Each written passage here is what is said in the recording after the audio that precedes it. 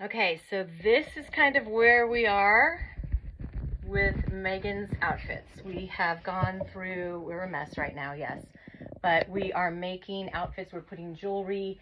I hold things up. She's kind of taking the pictures. I do the boots. I do the whole thing, kind of different looks that we're looking for. If we can get 6 pieces that she needs in her wardrobe, because we kind of did an overhaul for her last year. And so now she doesn't even need 5 or 6 pieces maybe. So stay tuned. So I'm just wrapping it up with my client, Megan, and I've done some storyboarding, and here she is. I pulled her into, hello. I feel like I have so many more outfits. Yay, because you do, you have a ton. It's all about taking what you already have in your wardrobe and just working it and reworking it. So this was existing, her Lululemon was existing, her cute sneakers were existing, and we did the pop of leopard that I had yesterday from Chico's, and we gave it a whole new look. So we've taken her wardrobe and given her probably, I'd say, like 15 pieces. I would say more like 30 outfits. You've got a lot.